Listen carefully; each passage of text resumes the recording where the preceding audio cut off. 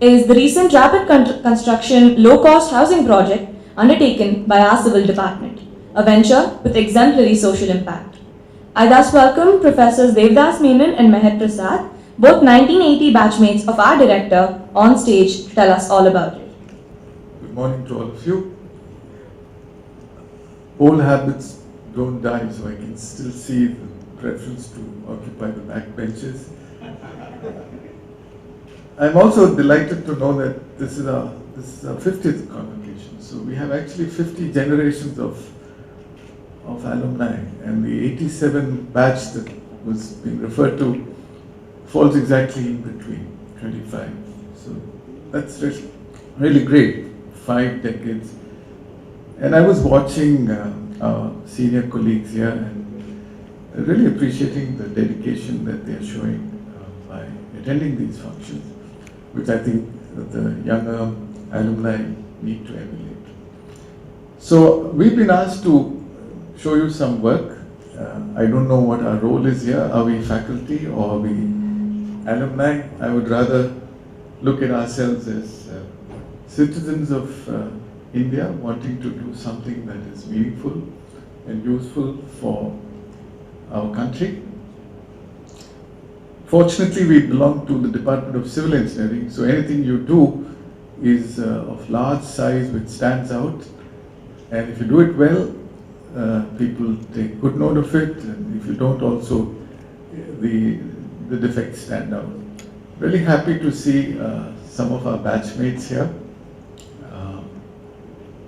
Bhaskar Ramurthy has just come in.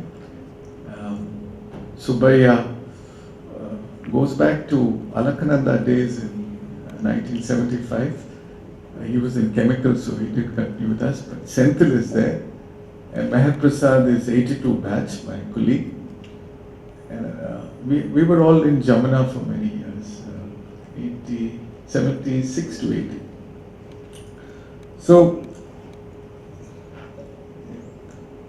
this is some work we've done on affordable rapid mass housing. I must express our gratitude to our director Bhaskar, who actually had the vision to allow us to demonstrate this on campus, which has really caught the attention of the country and maybe outside as well. A lot of media attention. I was yesterday representing Bhaskar at a national workshop called Future of Cities, where many IITs, IIMs and School of Planning and Architecture of the country were there. And I'm really happy to tell you that this particular work that we've done really took a lot of attention, and we actually played this video there. So, it's not working, can you just click? So, India has a huge housing problem, as we all know. As of 2012, in the urban sector, it's 18.78 million units. In the rural sector, it's much higher, 40 million units. There is the suburban region, and that's really India.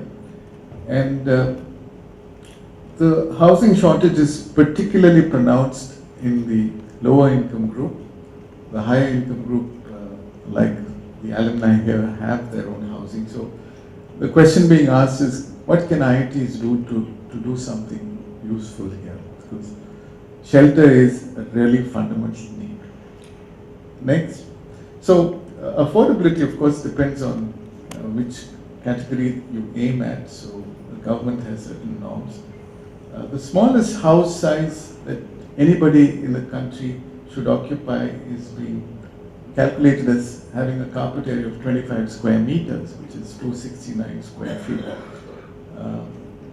We decided to aim at that, as well as the low income group. It's 550 square meter. But the work we've done actually can cover any group. Next. So the issues of concern in housing is first is affordability, as I mentioned. Next, we have scalability, mass housing, prefabrication, modular construction is the only way. Sustainability is a huge issue, and it's particularly important because even if you could achieve the desired target of providing housing for all, how would you do it? Where do you get the material? It's just not possible with our conventional methods of construction, the materials that we use. High embodied energy, especially cement and steel, CO2 emission, recycling, local availability. River sand particularly is not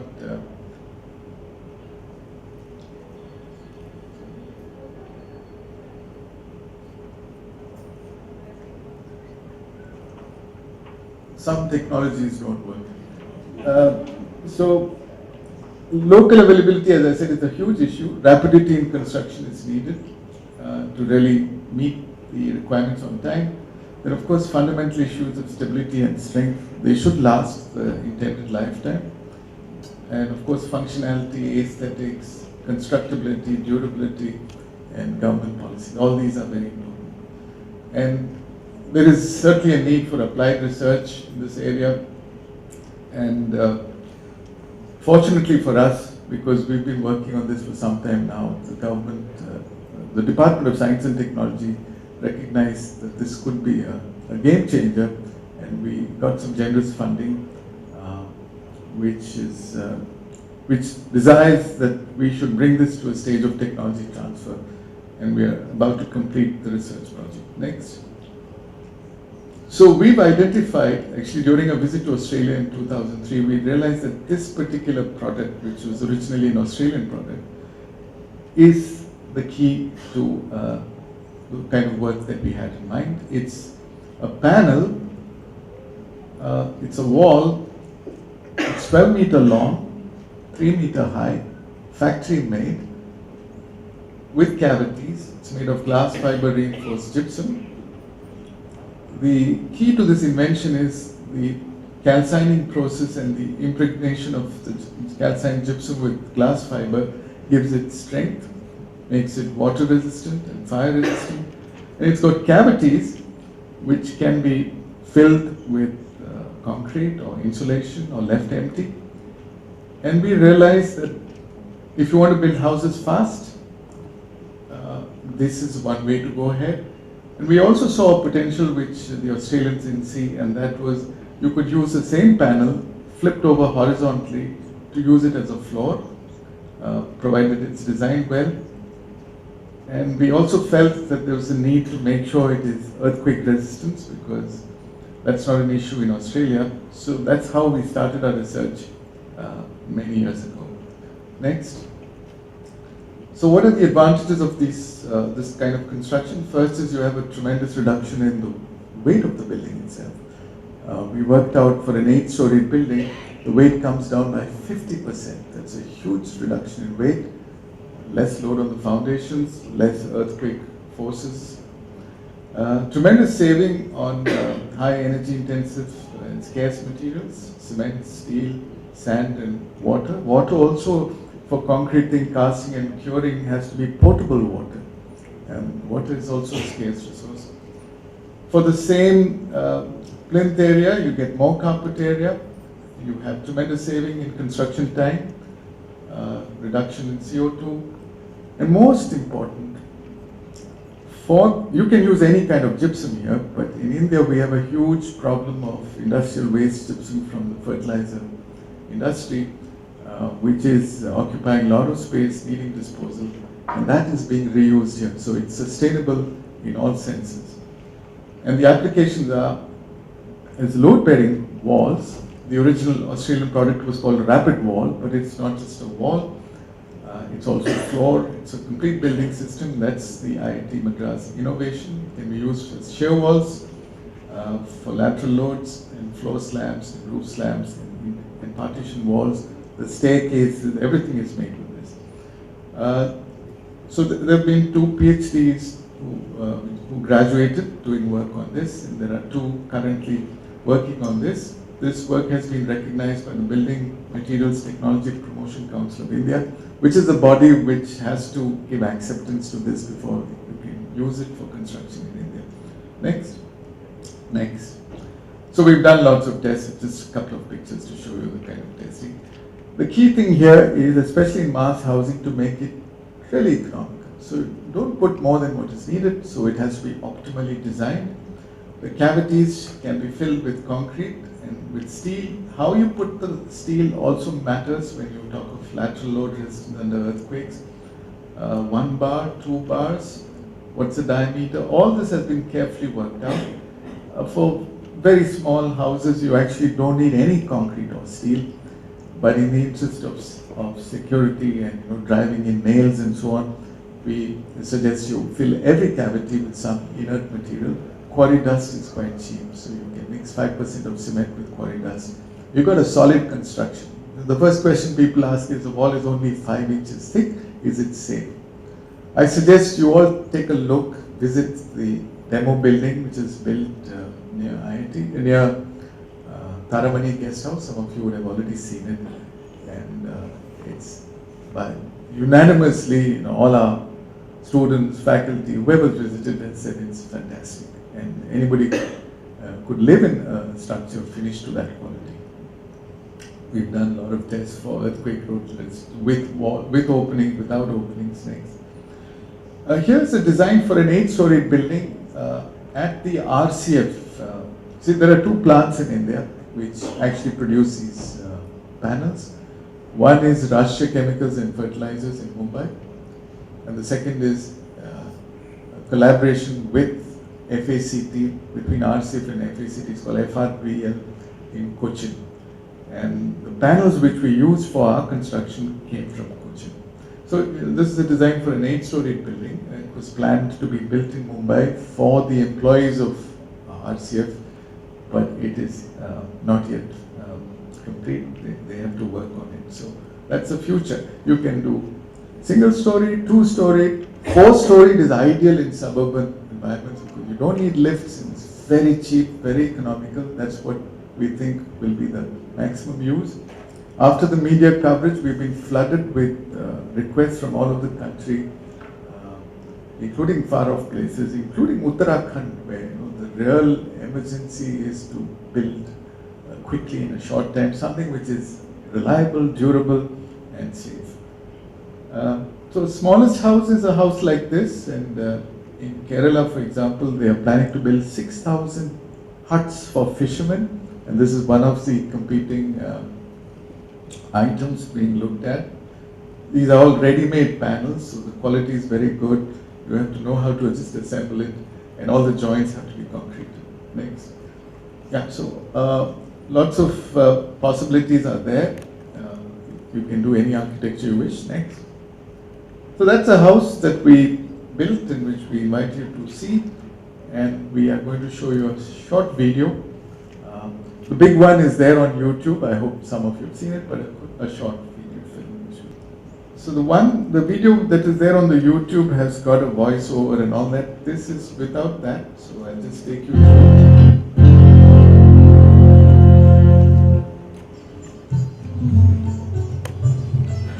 So that's a finished structure.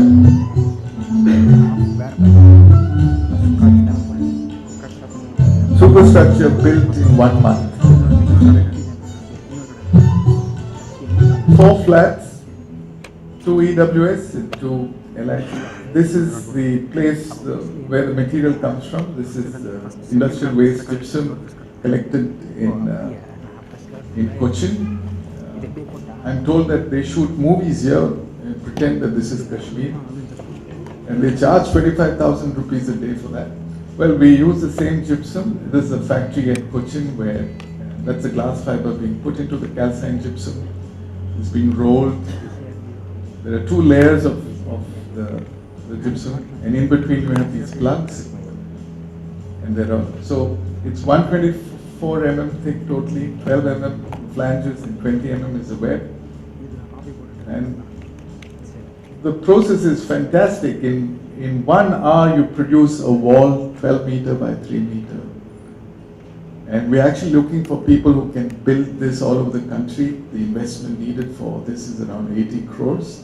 There are companies which work with both gypsum and glass fiber which are showing interest, and we hope something will happen.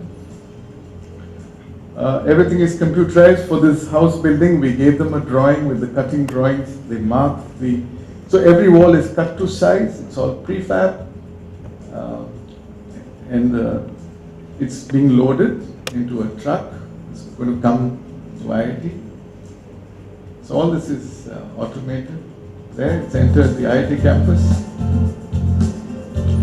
And you see the foundation has already been put in. Yeah, this is the foundation. Any conventional foundation, in this case we use a conventional foundation. We've done waterproofing at all levels, including on top of the soil. And we worked with pretty ordinary labor with some training. So there's a plinth beam on top of the foundation, concrete plinth beam.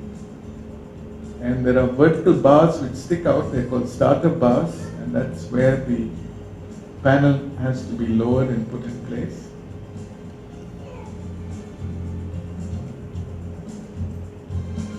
So a lot of people visited this during construction. All morning walkers would go in and see, and so that shows the background of all the research that went in. These are two young PhD students, Shinto Paul and Philip Cherin, halfway through their research. That's a design manual that we brought out.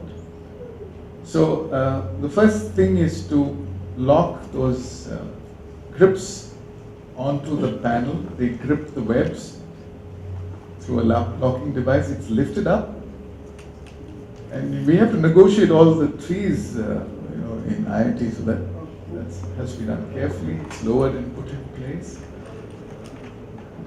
It's quite simple. It's like a child assembling a house with blocks, but it has to be done carefully. And then concreting is done.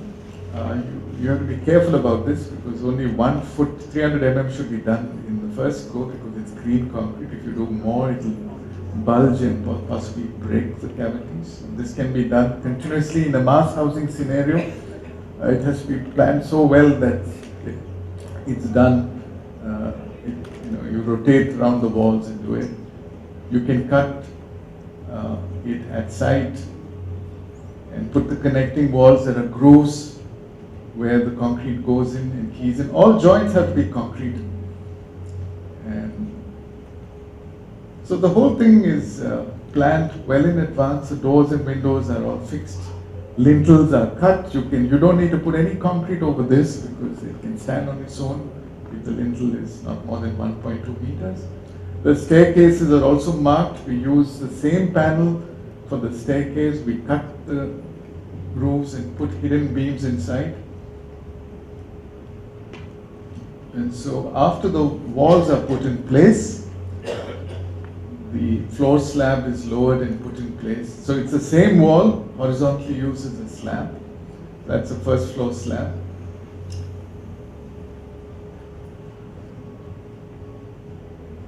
So all the sizes, if they're planned well, everything fits in like a neat jigsaw puzzle, which is not easy to solve.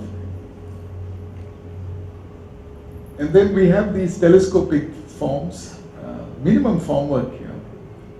That's a cast slab, and that's our PhD student putting strain gauges in place for some testing. There's a demo building, so for 3 months we'll be doing some testing. There are grooves cut in every third cavity, and these beams are embedded, they're triangular in shape. There's a weld mesh put on top, and the whole thing is concrete. Ideally, everything should be done in one go. And then we also have the balcony. The whole thing is made up of this material alone. It's called the screen concrete. So from the bottom, it looks like this. And you remove the props, and it stands on its own. Propping is minimal.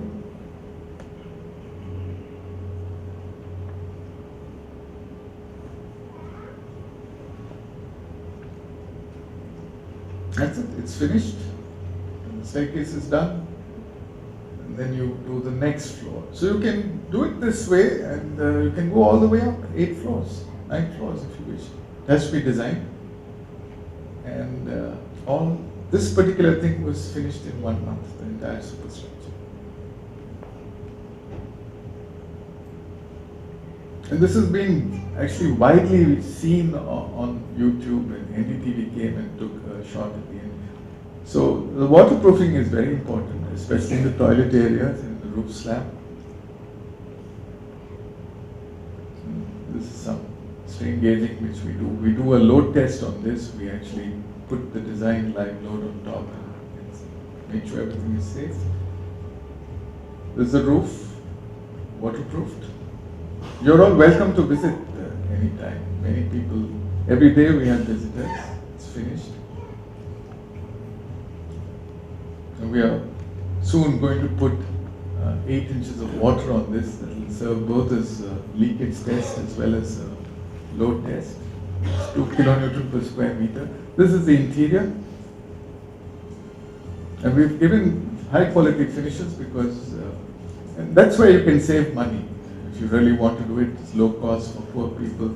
Cut down on the finishes, but the main advantage here is there's no plastering needed. In normal brickwork, you need a 12 mm thick plaster on the front side and back side, so you save that tremendously. And we believe it will stay this way. So this house got inaugurated. This is D.K. Nair, the advisor to the Prime Minister of India, inaugurated along with the director. So that's it. Welcome to that.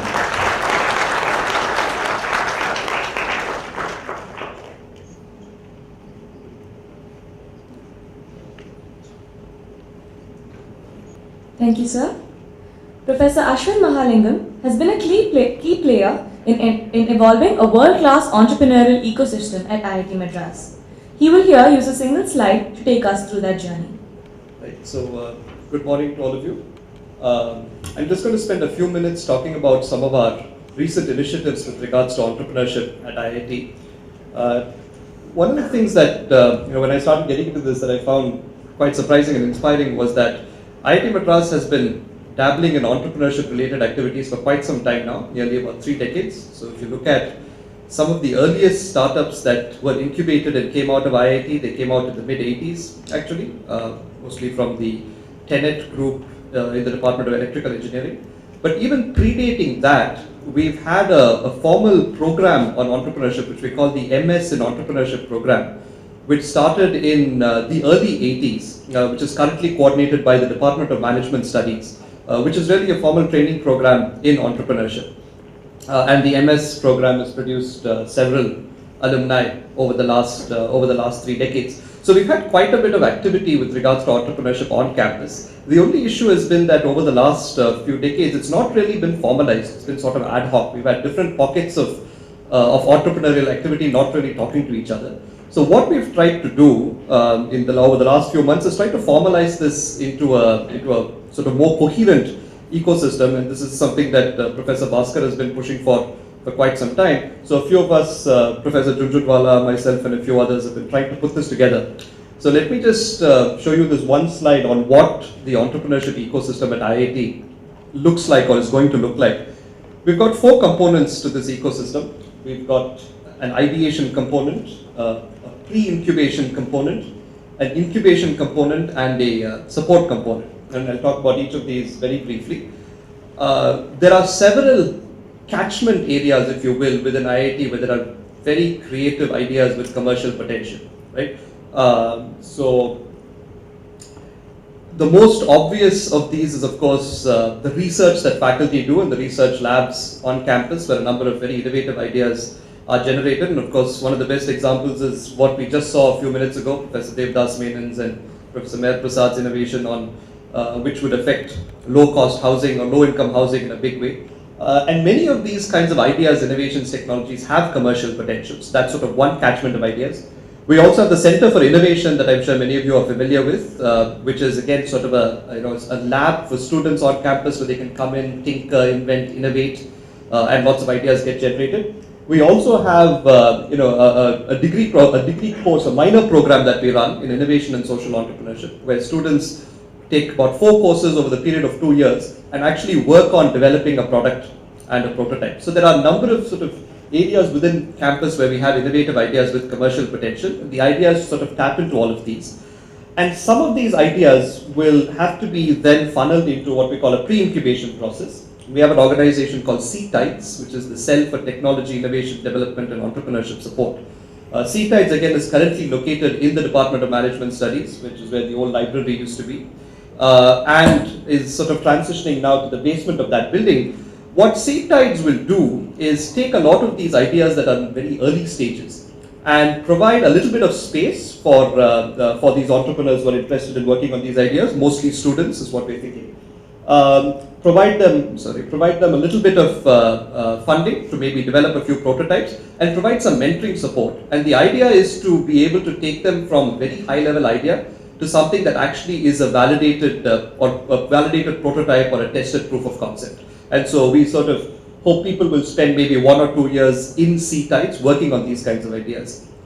Once these ideas have sort of come to a proof of concept stage and they can actually then be taken forward as a real organization, we have a series of incubation facilities. We have a couple of thematic incubators on campus. We have the Rural Technology Business Incubator, RTBI, that many of you are familiar with, which is located at Research Park. We also have a new bio incubator or biotech incubator. But we've also recently formed something called the Iitmadras Incubation Cell, which is not only going to act as an incubator, but is also going to set the policy for incubation among other incubators on campus. What the Iitmadras Incubation Cell will do is that it will provide considerable amount of space to people who are interested in setting up companies that have some affiliation with IIT. Currently, we have a few thousand square feet in Research Park, but we have earmarked about 30,000 square feet in the new buildings that are coming up in Research Park. So we'll have substantial space for incubation. We'll also provide funding for companies, and we're hoping to sort of see if we can provide something in the range of 30 to 40 lakhs per company, of course, based on a screening and selection criteria, so that entrepreneurs affiliated to the IIT ecosystem actually have serious amount of seed funding that they can actually do something with. The cell will also provide services in terms of legal services, accounting services, the kinds of things that startups normally struggle with, so that they have more bandwidth to actually work on their innovations. And more importantly, the incubation cell will soon be registered as an independent legal entity, which means it can actually hold equity in companies that come out of IIT, which is something that Iitmadras today cannot do. So this is hopefully will be a place where not only students but faculty but also alumni recently graduated or have graduated a few years ago who are interested in starting up can come in and host their companies, and also a way of, in addition to funding, space, shared services and so on, also a way of some amount of mentoring support. And the support actually comes from a variety of organizations. We have the Research Park, of course, which hosts us. The Center for Social Innovation and Entrepreneurship that Professor Nagarajan mentioned, but also more importantly, something that I want to highlight, which is right at the bottom, called the Iitmadras Entrepreneurship Forum. Now, the Iitmadras Entrepreneurship Forum is a forum of Iitmadras alumni across batches, across countries, many of whom have considerable amount of experience either being entrepreneurs themselves or having run large units in other kinds of corporations, who have sort of pulled in together to provide support to the Iitmadras ecosystem. And I can see at least a few people in the audience today who are core members of this entrepreneurship forum. And the entrepreneurship forum has promised to do at least two things. One is they promised to raise some amount of funding from alumni around the world, which will be earmarked for entrepreneurship. So this is funding that can then be invested into these companies that we incubate. Secondly, they've also agreed to provide targeted mentoring support to these companies. So the idea is we're going through a process where sort of identifying what space these companies are in, and then trying to identify mentors from within, or in some cases outside the alumni network, who are working in exactly those spaces, who can provide more than just the general, here's how you run the business kind of yarn, but actually sort of make contacts with relevant people in the field and so on. And I think that's going to be a really crucial part of the entrepreneurship ecosystem at IIT. So this is what the whole ecosystem looks like. You can have students coming in with some kind of a pie in the sky idea who can sort of work on it in C5, maybe get pre-incubated, and then formally incubate their companies and receive support. You can also have people from outside, alumni for instance, who can come in directly with well-formed ideas, incubate those within IIT. And what we feel is within the IIT family, that includes, as I've said earlier, students, faculty, staff, alumni, and so on. I think there's a lot of entrepreneurial energy. We're not saying that everyone should become an entrepreneur. I think that's quite unreasonable, but there is a lot of entrepreneurial energy which currently is not being channeled effectively.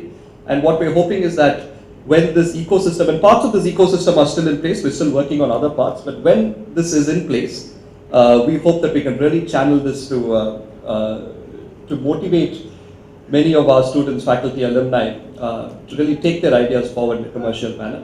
And we'd also like to invite alumni to support us in this, particularly through the Iitmadras Entrepreneurship Forum, to help us make this dream a reality. Right. Thank you.